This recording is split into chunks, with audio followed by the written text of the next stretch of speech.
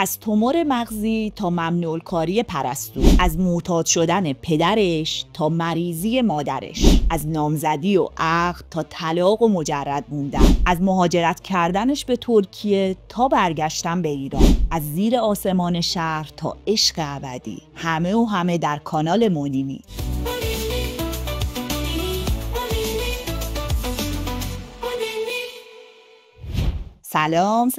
سلام به جونجونیای قشنگ و دلبر و چشم انتظار مونیمی که منتظر نشستین تا ببینیم من براتون چی آوردم. خوشحال باشین که امروز کلی با دست پر اومدم تا یه عزیز دلی رو براتون موشکافی کنم، یعنی بشکافم، یعنی نه نشد اینجوری. منظورم این از بیوگرافی و زندگی شخصیش بگم، ولی قبلش ازتون میخوام اون دکمه سابسکرایب و زنگوله رو با انگشتای قشنگتون بزنین تا بتونین ویدیوهای من دنبال کنین و اطلاعاتتون رو زیادتر کنین. همونطور که این روزا همتون درگیر تماشای برنامه عشق ابدی هستین و چشم از این برنامه بر نمیدارین، چه مجرد، چه مطهر، چه تینیجر، چه میان سال، همه بدجور با این برنامه سرگرم شدین. فکر کنم روزای شنبه و یک شنبه اصلا یه خلایی تو زندگیتون حس میشه وقتی عشق ابدی پخش نمیشه. اصلا بدتون اومده از شنبه یک شنبه. برای همین من گفتم بهترین موقع است که بیام راجع به خانم پرستو صالحی که خودم فنشم صحبت کنم. به نظرم پرستو نمونه بارز یه زن جسور و قوی و قدرتمنده که تونسته با این همه سختی‌ها کنار بیاد و خودشو بکشه بالا.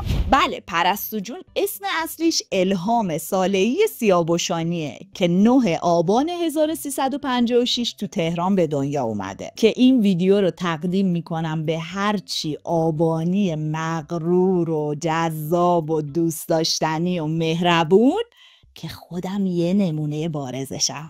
شغل پدرش تکنسین مهمات سازی ارتش بود که به خاطر اعتیاد 9 فروردین 1387 پدرش رو از دست میده. پرستو تعریف میکنه تو دوران طفولیت و کودکی هیچ خلایی تو زندگیمون نداشتیم. هم من هم داداشم. همیشه بابامون همه چی رو برامون تامین میکرد و از نظر مالی و معنوی تامین بودیم. جوری که تو فامیل همه به ما حسادت میکردن. ولی میگه من خیلی شیطون بودم. دیوار راست و بالا میرفتم. یه بار نفت خوردم، یه بار قرص فشار مادر بزرگم رو خوردم، یه بارم سوار روروک بودم که داداشم در اتاقو نمیبنده و من از اتاق میام بیرون و از پله های خونمون پرت میشم پایین که دکتر میگفت به خاطر ضربه‌ای که به سرش خورده احتمال داره بعدها دچار عارضه بشه، که همونطورم شد و من تو سن 6 سالگی به خاطر همون ضربه دچار تومور مغزی شدم که با یه جراحی خدا رو شکر مشکلم حل شد. ولی به خاطر اون جراحی و بیهوشی از جراحی بدم میاد.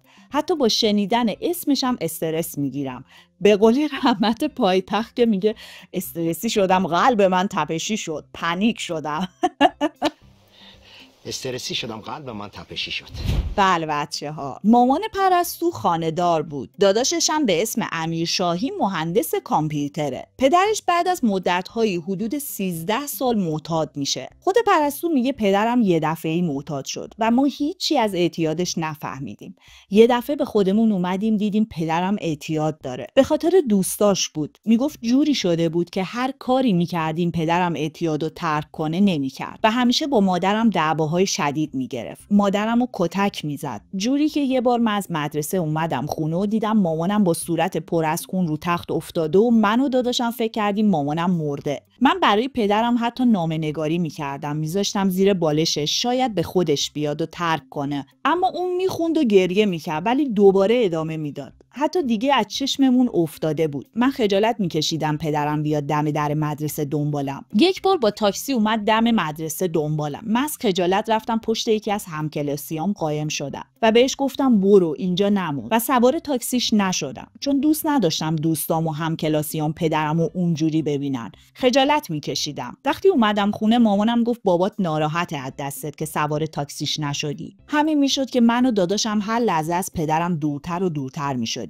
به مامانم وابسته تر می شدم. حتی بردمش کمپ ترک کنه که بعد از اون تا 2-3 سال دیگه ندیدمش. و از یکی از عمه‌هام شنیدم که پدرم تو خونه‌ای که زندگی میکرد بعد از 24 4 ساعت جنازه‌شو پیدا کردن و من وقتی وارد اون خونه شدم و دیدم پدرم از شدت درد و ناراحتی دستشو گاز گرفته و جسمش خشک شده و خون دستش خشک شده و من از اینکه پدرمو 2 سال ندیدم و بعد از 13 سال سر و کله زدم با اعتیاد اونجوری مرده بود، من خیلی عذاب وجدان داشتم.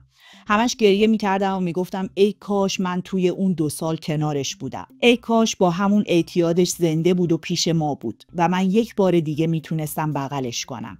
خلاصه اینجوری میشه که پرستو توی اوج شهرت و محبوبیتش پدرش رو به خاطر اعتیاد از دست میده و همین میشه که قدر مادرش رو بیشتر میدونه. پرستو ساله‌ای دانشجوی انصرافی رشته نمایشه و بعد از مدتی رشته گریم رو دنبال کرد و این هنر رو به صورت تخصصی زیر نظر فرهنگ معیری یاد گرفت و حتی مدتی این رشته رو تدریس میکرد و همین باعث شد که پرستو وارد عرصه فیلم و سینما بشه. فعالیتش تو بازیگری رو به صورت حرفه‌ای از سال 1378 شروع کرد و اولین فیلمی هم که بازی کرد سریال محاکمه اثر حسن هدایت بود. پرستو ساله‌ای حتی نماینده اهدای عضو برای کودکان کار و مبارزه با استعمال دخانیات بود.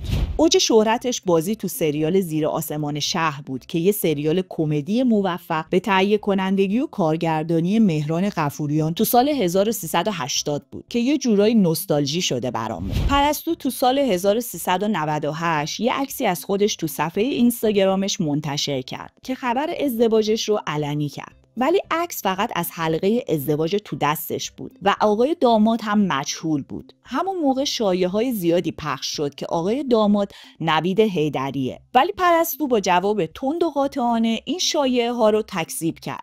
همونطور که پرستو عکس‌ها و ویدیوهایی از مراسم عقد و نامزدی و خریدای مربوط به ازدواجش برای مخاطباش منتشر میکرد، یه دفعه ورق برگشت و پرستو با انتشار یه ویدیو از منتفی شدن مراسم عقد و عروسیش خبر داد و گفت امروز 4 بهمن 5 بعد از ظهر قرار بود مراسم عقد من باشه، اما به هم خورد، توافق نداشتیم. به همین سادگی. برای اینکه بعداً دوچار حاشیه نشم گفتم خودم بیام اینجا اعلام کنم و به شما هم بگم هر جای مسیر زندگی توی دوران عقد و نامزدی احساس کردید که به هم آرامش نمیدید و باعث آزار همدیگه این از هم جدا بشین و به حرف و حدیث مردم هم کاری نداشته باشین. این آدما اگه با 2 تا بچه برگردید بازم بهتون سرکوف میزنن و کمکتونم نمیکنن و تا همین لحظه پرستو جونمون مجرد مونده و ازدواج نکرده.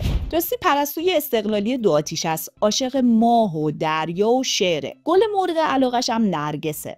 آقا پسرای عزیز، اینو گفتم که اگه یه وقت خواستیم پا پیش بذارین و برای پرستو برین خواستگاری، گل فقط نرگس بخری که مورد علاقه پرستو جونه. اسطوره های پرستو محمد علی فردی، ناصر حجازی، داریوش اقبالی، بهرام بیضایی و محمد جواد ادیبه. اما چرا پرستو ساله‌ای ممنوع تصویر و ممنوع کار شد و از ایران برای همیشه رفت و تو ترکیه ساکن شد؟ چون تو خرداد سال 1399 هواپیمای مسافربری اوکراینی مورد هدف قرار گرفت و خیلی از هموطنای ما جونشون رو از دست دادن و کل ایران عزادار شد. به خاطر این غم بزرگ پرستو ساله‌ای تو اینستاگرامش به این حادثه واکنش تندی نشون داد که موجب احضارش شد، ولی با وثیقه آزاد شد و بعد از اون تو اینستاگرامش از هشتگ های ممنوع کار، ممنوع خروج، ممنوع کلام استفاده میکرد تا اینکه تو 17 مهر 1400 به ترکیه مهاجرت میکنه و راجع به عواملی که باعث مهاجرتش شدن توضیحاتی میده و از فساد داخل سینمای ایران حرف میزنه. هرچند خودش از این مهاجرت اصلا راضی نیست و ایرانو خیلی دوست داره چون وطنشه و از اینکه مهاجرت کرده خیلی پشیمونه.